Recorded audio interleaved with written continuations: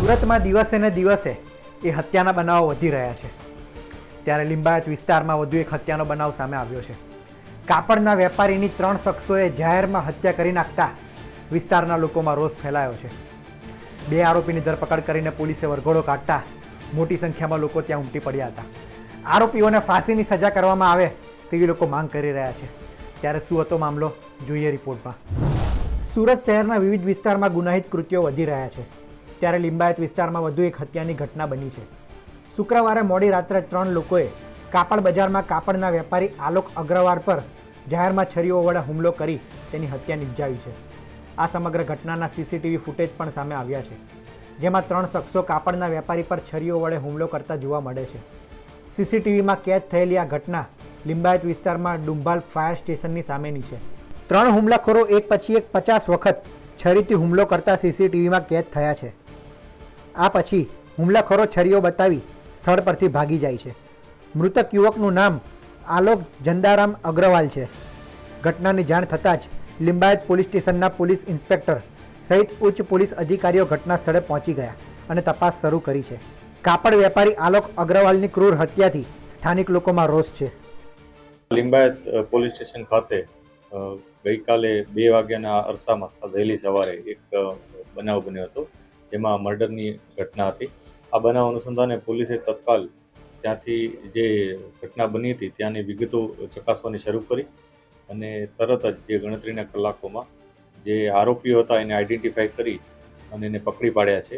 આ આરોપીઓમાંથી એકનું નામ ભગવાન મંગલુ સ્વાઈન છે અને બીજાનું નામ છે દીપક કુમાર સરજુ પ્રસાદ સિંહ. આ 2 આરોપીઓની પોલીસે ધરપકડ કરી છે. આ ઉપરાંત અન્ય 2 આરોપીઓ પણ આમાં સંડોવાયેલા છે. એમાંથી સ્થળ ઉપર મારનાર તરીકે અન્ય એક વ્યક્તિ અબરાર લસ્સી કરીને છે, પોલીસ હજી એને શોધી રહી છે. આ ઉપરાંત ચોથો વ્યક્તિ અશફાક કરીને છે.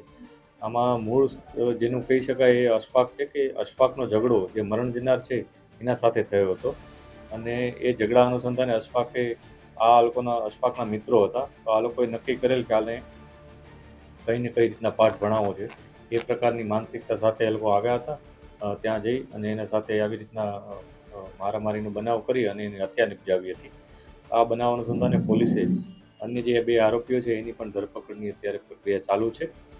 જે ઘટના છે એમાં 2 આરોપીઓ જે પકડાયા છે, દીપક કુમાર અને ભગવાન મંગલુ સ્વાઈન, આ બંને વિરુદ્ધ અગાઉ પણ એક ગુના છે, જેમાંથી દીપક કુમાર વિરુદ્ધ ડિંડોલી ખાતે કોરોના વખતેનો જે 188નો કેસ હતો એ અને જે જાહેરમાં જુગાર રમીને કરતો હતો એ પ્રકારનો કેસ નોંધાયેલો છે.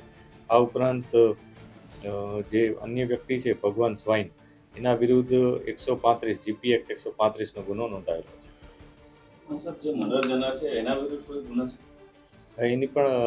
એના વિરુદ્ધ પણ કેટલાક ગુનાઓ છે, એની તપાસ અત્યારે ચાલુ છે.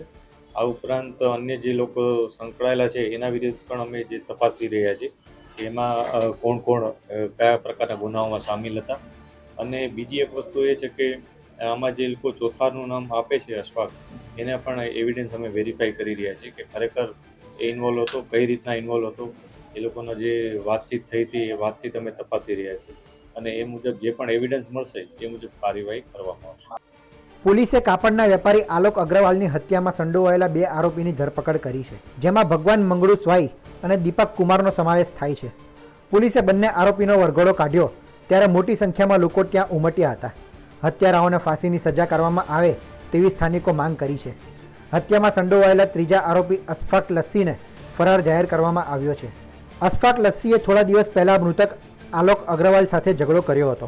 ત્યારે 3જો આરોપી અશફાક પોલીસ પકડમાં ક્યારે આવે છે તે જોવાનું રહ્યું. સુરતથી સંવાદદાતા સંજયસિંહ રાઠોડનો અહેવાલ.